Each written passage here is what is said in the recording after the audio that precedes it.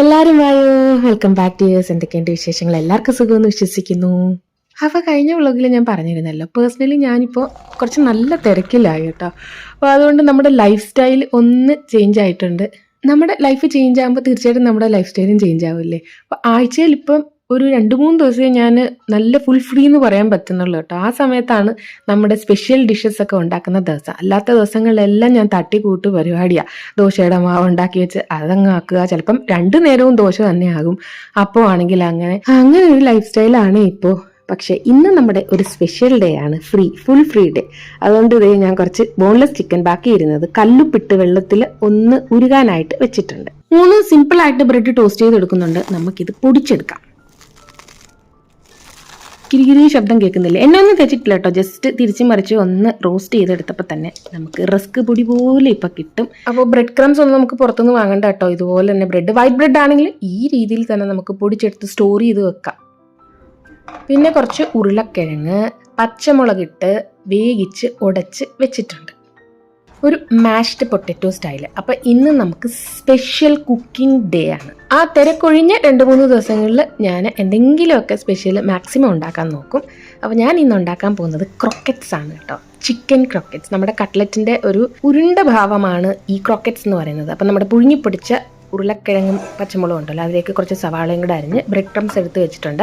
Chicken കുറച്ച് ഉപ്പും മുഴുവൻ കുരുമുളകും ഇട്ട് വേവിച്ച് വെച്ച് ഒന്ന് പൊടിച്ച് അത് ചേർത്തിട്ട് ഒരു നുള്ളു മുളക് പൊടിയും കൂടി ഇട്ട് നന്നായിട്ട് മിക്സ് ചെയ്ത് ഉരുട്ടി അങ്ങ് എടുക്കുക. കട്ട്ലറ്റ് നമ്മളിങ്ങനെ പരന്നല്ലേ ഇരിക്കുന്നത്. പക്ഷേ ക്രോക്കറ്റ്സ് എന്ന് പറഞ്ഞാൽ ഉരുണ്ടിരിക്കും. കുറച്ചും കൂടെ ഈസിയാണ്. വഴറ്റേ എടുക്കുക ഒന്നും വേണ്ട. ഈ രീതിയിൽ ഉരുട്ടി നമുക്ക് ഫ്രീസറിൽ ഒരു 15 മിനിറ്റ് വെക്കാം. ഒരു 15 മിനിറ്റ് വെക്കുമ്പോൾ തന്നെ ഇതേ നല്ല ഉരുക്ക് പോലെ ഈ രീതിയിൽ കിട്ടും ഈ ഉണ്ട.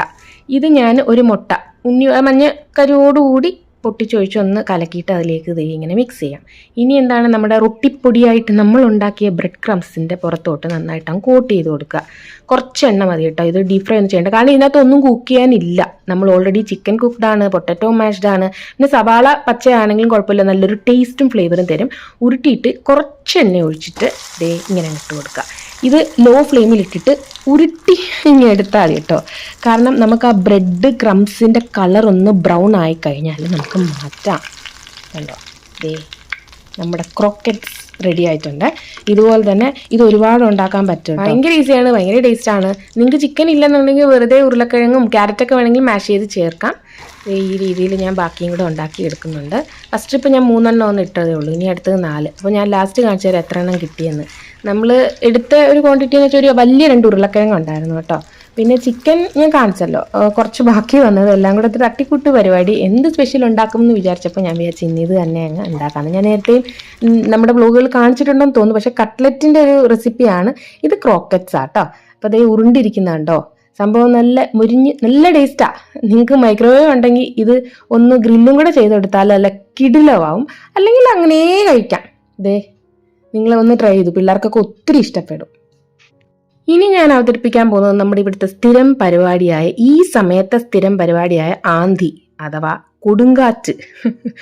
ഇതിന് ശരിക്കും എന്താ എനിക്ക് പറയേണ്ടതെന്ന് അറിയത്തില്ല കേട്ടോ. ആന്തി എന്ന് ഇവിടെ പറയും.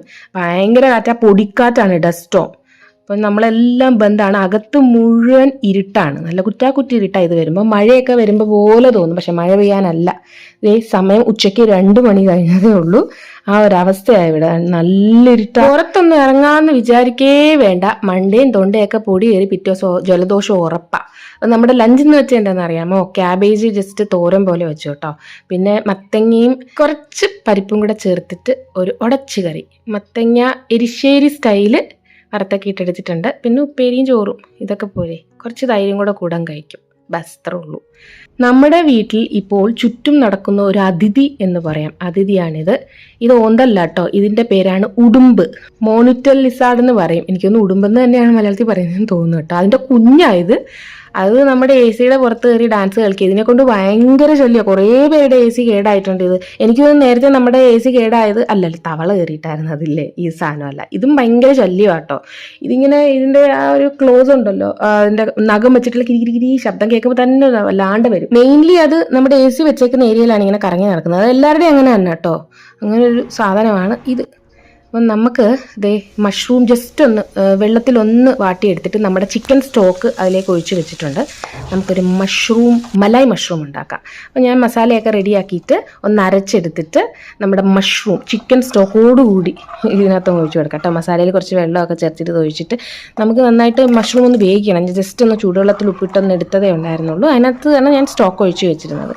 ഇനി അത് നന്നായിട്ടൊന്ന് വേകുമ്പോൾ കുറുകി കിട്ടും. അപ്പം മലായി എങ്ങനെയാണ് ഞാൻ എടുക്കുന്നതെന്ന് വെച്ചാൽ നമ്മുടെ ബഫല്ലോ മിൽക്കിൻ്റെ പാക്കറ്റ് ഉണ്ടല്ലോ, മദർ ഡയറിയുടെ, അത് ഒഴിച്ചതിന് ശേഷം ശരിക്കും മലായി അതിനകത്ത് തന്നെ അടിഞ്ഞിരിക്കും കേട്ടോ. നമ്മളിപ്പോൾ പാല് വാങ്ങിച്ച് ഫ്രിഡ്ജിൽ വെച്ചിട്ട് നമ്മൾ എടുത്ത് പൊട്ടിച്ചൊഴിക്കുമ്പോൾ ഓൾറെഡി മലായി അതിനകത്ത് ഇങ്ങനെ ഇരിക്കും. നമ്മൾ പാല് മാത്രം എടുത്തിട്ട് ബാക്കി ആ മലായിയുടെ പോർഷൻ നമ്മൾ നമ്മുടെ ഫ്രീസറിൽ വെച്ചിട്ട് എടുക്കുമ്പോൾ ഈ രീതിയിൽ കിട്ടും. അങ്ങനെ 3 പാക്കറ്റ് ഉണ്ടായിരുന്നു. ആ 3 പാക്കറ്റിനകത്ത മലായിയാണ് ഈ കിട്ടിയത്. നല്ല ഫ്രഷ് ക്രീം തന്നെയാണ്, നമുക്ക് അങ്ങനെ എടുത്ത് കഴിക്കാം. അപ്പം ഞാൻ ഇത് ചേർത്തിട്ടാണ് നമ്മുടെ ഇന്ന് മലായി മഷ്റൂം ഉണ്ടാക്കുന്നത്. ചിക്കൻ സ്റ്റോക്കും കൂടെ ഉള്ളതുകൊണ്ട് ആ മണവും ടേസ്റ്റും പറയാതിരിക്കാൻ വരില്ല. അപ്പം നന്നായിട്ട് കുറുകി വന്നപ്പോൾ നമ്മുടെ എടുത്ത് വെച്ചിരുന്ന ആ മലായി അങ്ങ് ഒഴിച്ചു കൊടുക്കാം കേട്ടോ.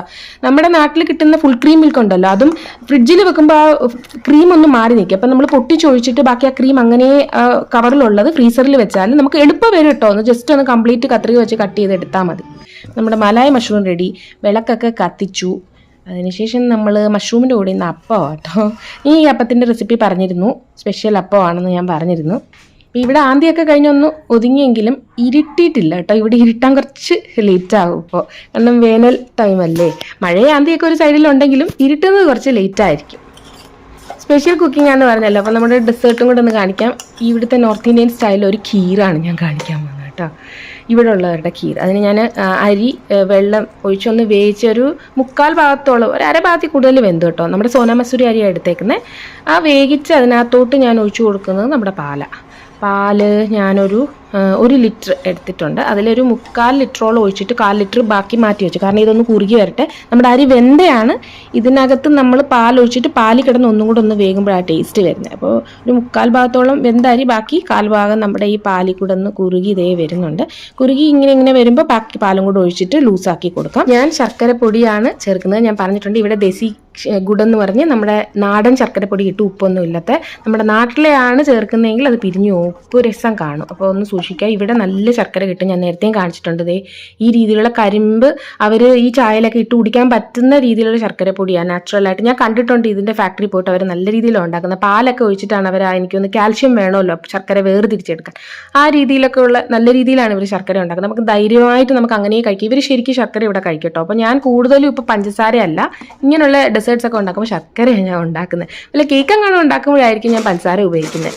പിന്നെ അത് നമ്മുടെ നാട്ടിൽ നിന്ന് കൊണ്ടുവന്ന മണമുള്ള ഏലക്ക ഒരു 3-4 എണ്ണം പൊട്ടിച്ച് ഇങ്ങനെ അങ്ങ് ഇട്ട് കൊടുക്കാം കേട്ടോ. കുറച്ചുകൂടെ ഫ്ലേവർ കിട്ടും. അപ്പം നമ്മുടെ നല്ലതായിട്ട് കുറുകി വന്നിട്ടുണ്ട്. നമ്മുടെ നാട്ടിൽ പാൽപ്പായസമാണോ എന്ന് ചോദിച്ചാൽ ആ ഒരു ടേസ്റ്റ് അല്ല കേട്ടോ. ഇതിന് വേറൊരു ടേസ്റ്റാണ്.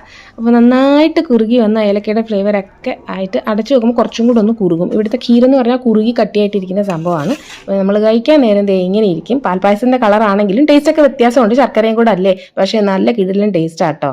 അപ്പോൾ ഉപ്പില്ലാത്ത ശർക്കര ഇട്ടുവാണെങ്കിൽ നിങ്ങൾക്ക് ട്രൈ ചെയ്യാം നമ്മുടെ ഖീർ.